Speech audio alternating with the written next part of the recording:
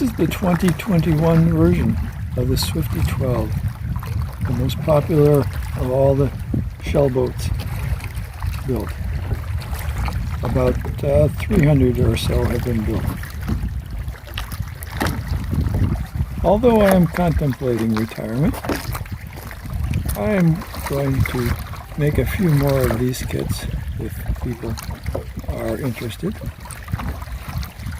You can reach me through the website, and I can talk to you about delivery possibilities. Hello, this is Fred Shell here. I'm going to show you how the Swifty 12 is assembled. The first piece is the bottom panel. Where you start for putting it together.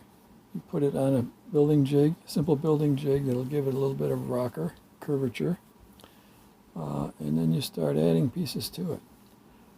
Now I've prepared all of these pieces before I packed them into a box and sent them off to you. And you've seen the bottom. Now there's some of the other pieces. Once that bottom is tacked down to the building jig, you attach these pieces, which include the daggerboard trunk, seat supports, and the transom.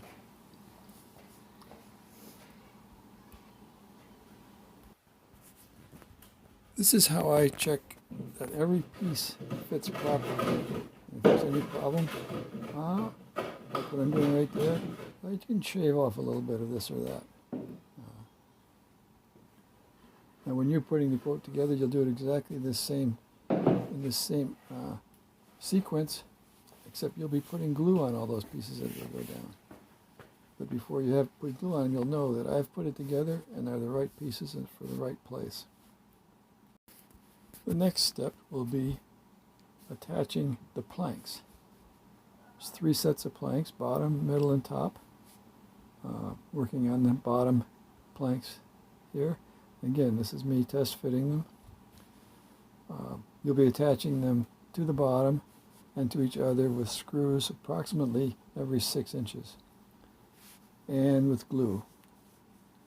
Now I'm putting the screws in about every foot or so and no glue.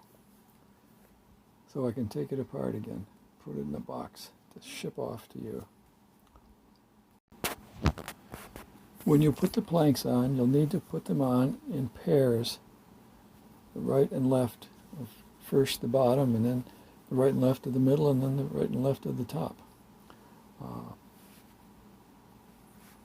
It's really important that you do the right and left in the same time. I'd say work session preferably, but at least within a couple of hours, or 3 or 4 hours of each.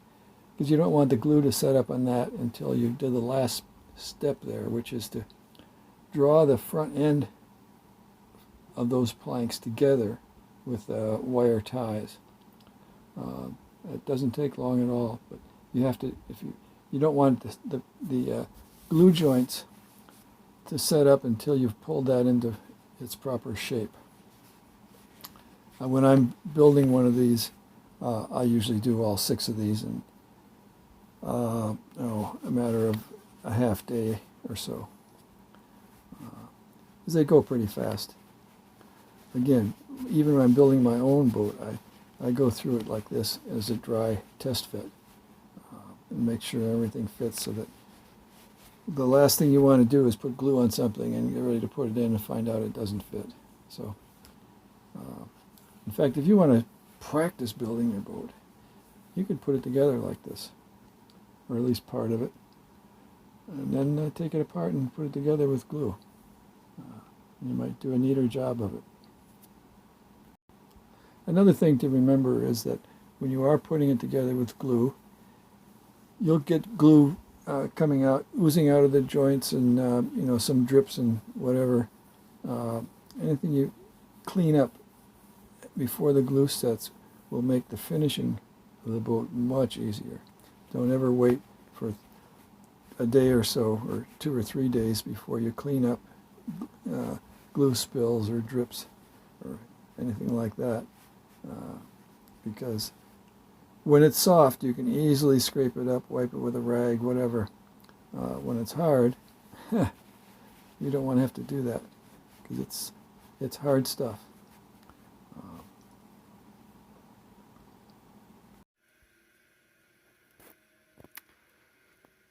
Okay, here we have both bottom planks on.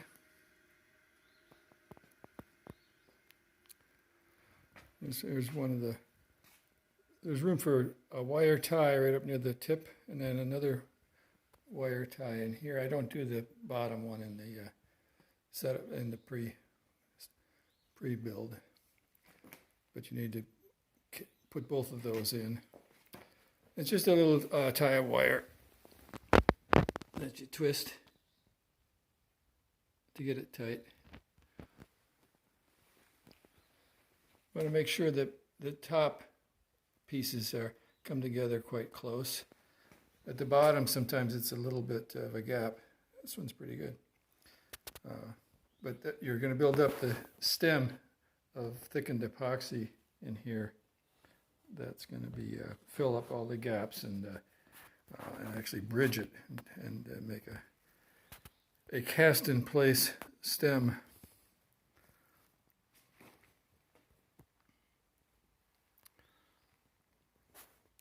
And nice to see that shape come together.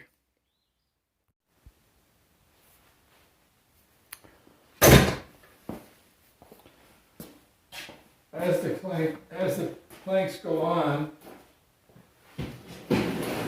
you will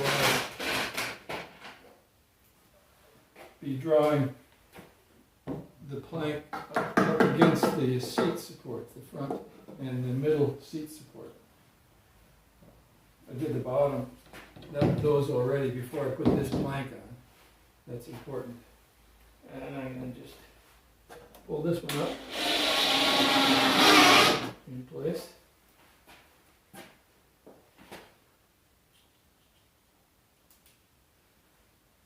And this one.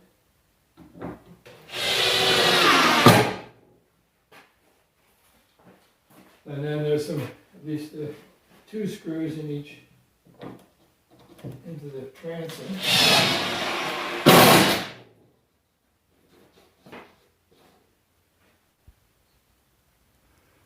All right, the second middle planks, as I call them, are on both sides. And I've got the screws ready to go to put the top ones on, the top planks. These are the floppiest of the floppy,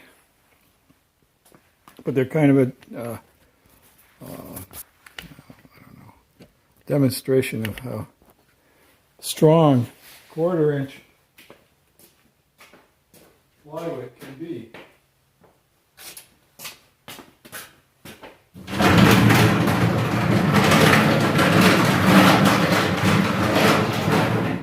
My assistant over here.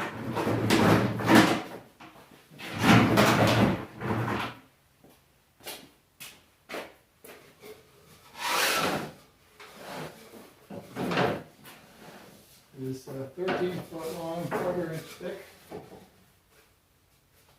No problem. There is a guideline, 3/4 of an inch or so up from the bottom edge on the inside surface of that plank. Now that line will line up with the top edge of the previous plank. If you keep your eyes on that, and right at the beginning here too, there'll be like a group of 3 hash marks, pencil marks going across the joint, and those you get those 3 lines lined up with the top. Again, the part that's on the top plank and the part that's on the middle plank. And then you try to get the screw in the first hole, and make sure you find the first hole in the plank with the screw as you're putting it in. Don't start a new hole in the plank. Once you get that first one right and you follow the lines all the way down, it's a sure thing.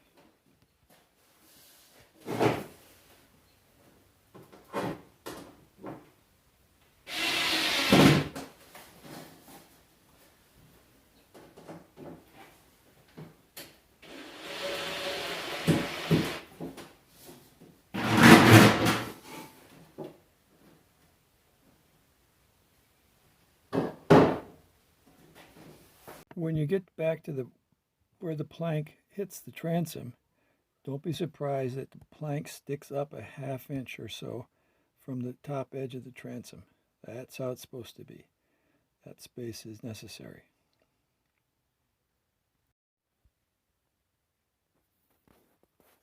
There we are, it's all planked.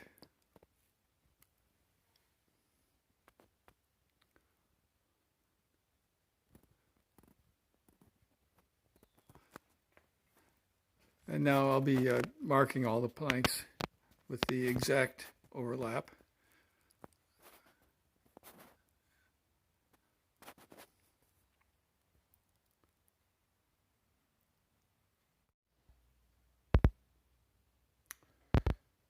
There's the bulkhead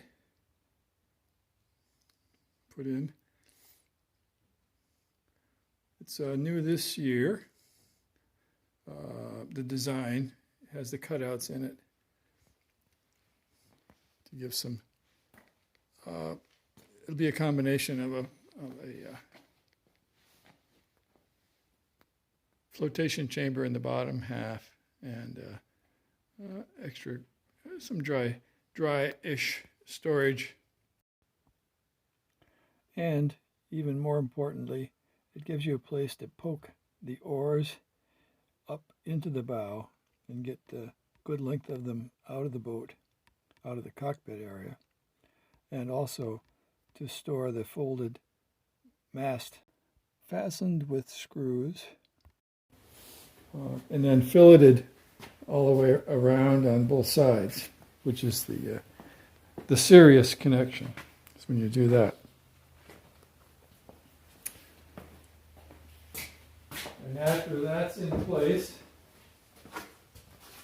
I'm going to put this is a named bow baffle. Got to call it something. So that sits down into here, nests on that cross member, and then sits right down into attached to the middle planks. And this would be filleted real nicely. And this is a sealed flotation chamber under there. So after this, you're done working under there. So coat the bottom of this really well with epoxy before you put it in, and coat the area in there under it real well, preferably 2 coats. Although if you've done a fantastic job, there will never be any water in there.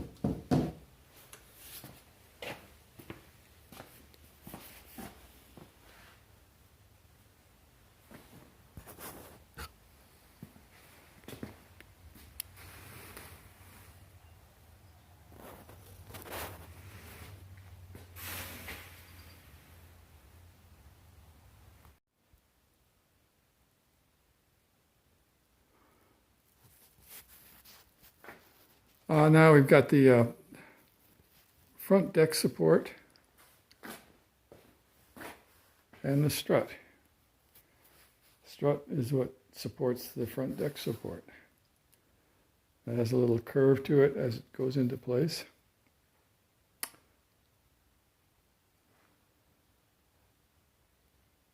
And let's see, we're going to be putting the decks on next. And that's what the little screw is there for. That's to hold, the screw is just slightly off-center to the left, because I'm going to put the right deck in first.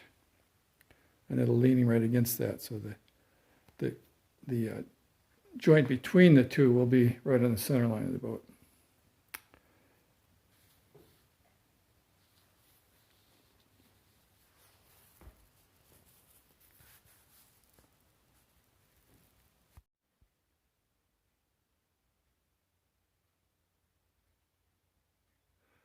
Now you can see I've got the right front deck piece put in.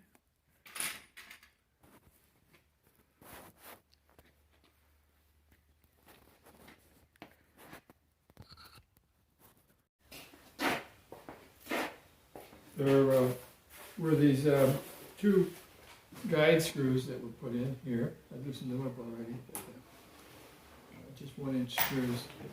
That was right on the center line of the front deck support, so that this piece goes into place, slides all the way up to the front, and lines up with the middle.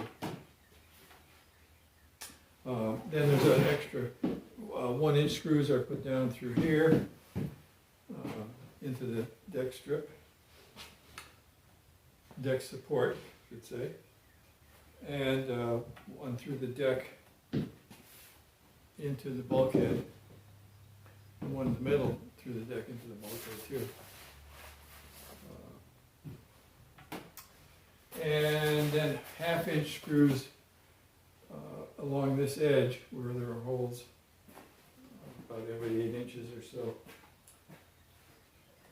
to pull this tight against the top plank.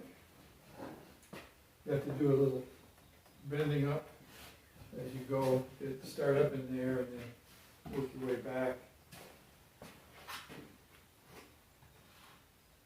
because it's going to take a bend, a curve like that. It's 1/2-inch plywood, so you got to give it a little muscle.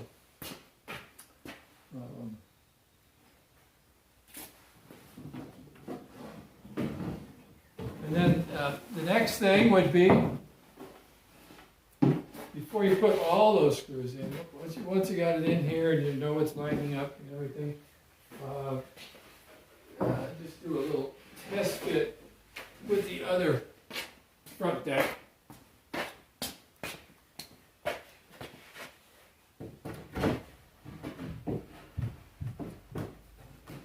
That should slide right into place too.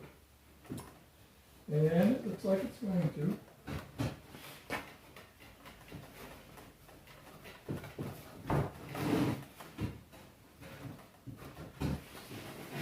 I'll make sure it does in this pre-assembly. And shouldn't be any difficulty when you're putting it together.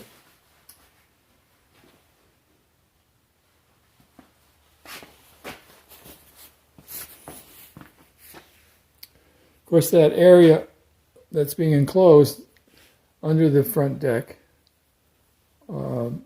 should be coated, and the bottom, you should have a coat of epoxy on the bottom of these front deck pieces before they get closed in there to where it would be really hard to do through the windows that are open to that space. But I'd like to I'd put a couple of good coats of epoxy in that cubby area up there. It's not that hard to reach in and put another coat on later if you want to, but.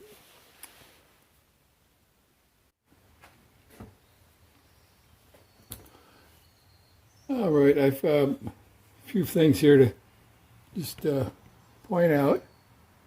I've got the seats panel set in there loose.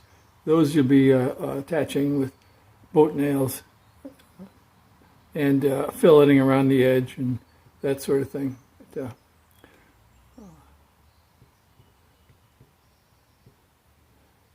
and then I put on, so I put on the back half of the decking.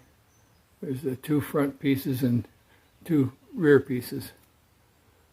And they're joined together with a splice plate underneath the decks, which if you have the kit, you'll find that the splice plate will be attached to the bottom of the front piece. And then when you put the rear piece on, you just got to reach under and screw that to the rear piece. But they're all put in the same way. Again, I just have to emphasize that we're not building this boat structure with screws. The structure of this boat is made into what it is, which is a lightweight, very strong monocoop construction. Everything is attached together permanently into one piece. And it's the epoxy bonding that accomplishes that. Those screws, this time you can leave those screws in. The screw heads will be covered by the rub rails, which will also be put on with the 1/2-inch screws.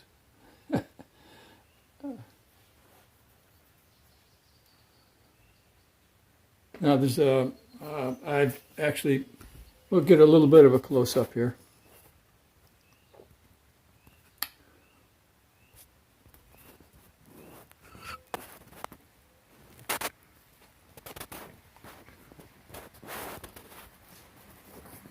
It's the deck strip.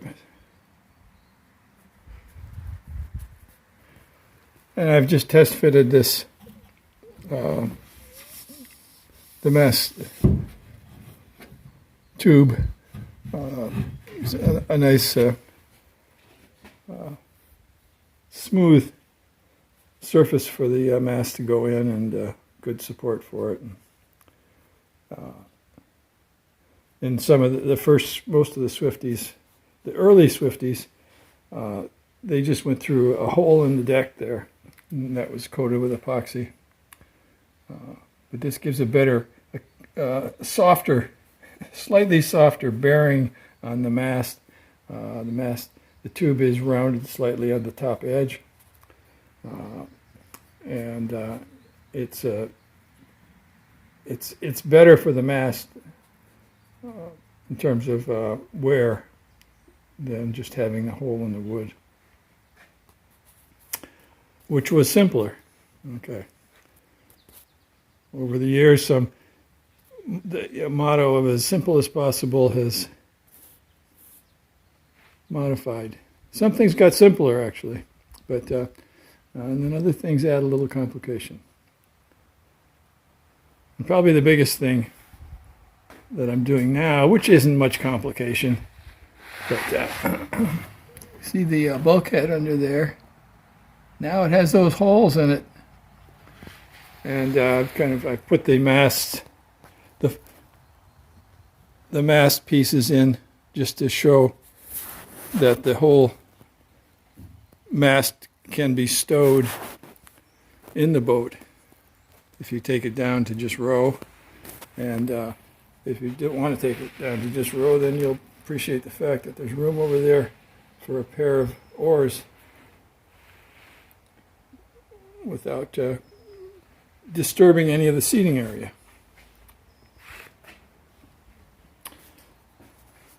I've got 6-footers in there. 7-footers will fit in fine, again, without losing any seating areas.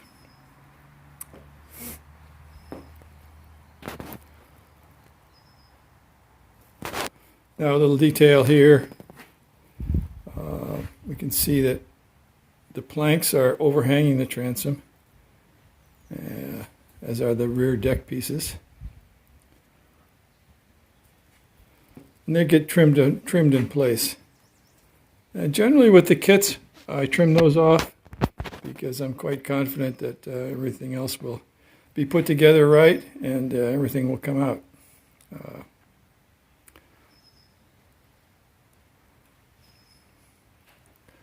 And if you follow all the instructions, that's how it should work. Some people might prefer to have that extra wood to cut off themselves.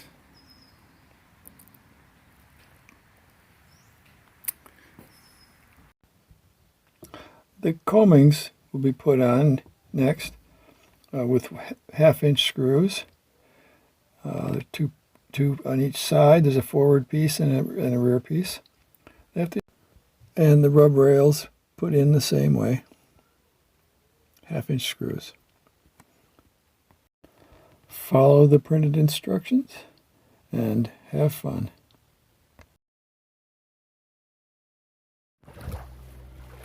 Well, it's all finished. It's in the water. Let's see if get it out on the water. This old guy might be able to do it. He's maybe 80 years old, but he can handle it. Might take him a few minutes. Let's see how he does hoisting that mast. He says, this doesn't weigh much at all.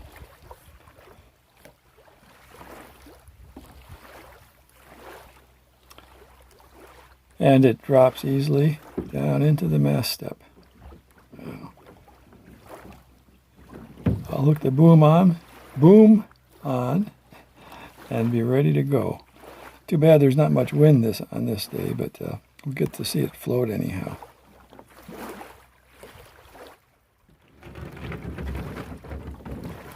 Well, this is a lousy day to show the boat's ability for sailing, but at least it demonstrates its ghosting ability. When we have a wind of maybe 1 knot. If you want to see some of what this boat can do in a nice sailing breeze, there is another video of the just slightly earlier version of the boat, which has the same sailing area and capacity. That's on the Shellboats channel too.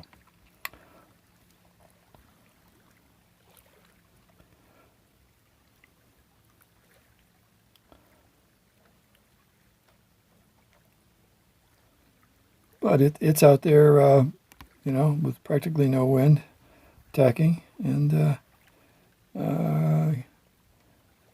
going to windward and, doing all the stuff you'd like to see your boat do.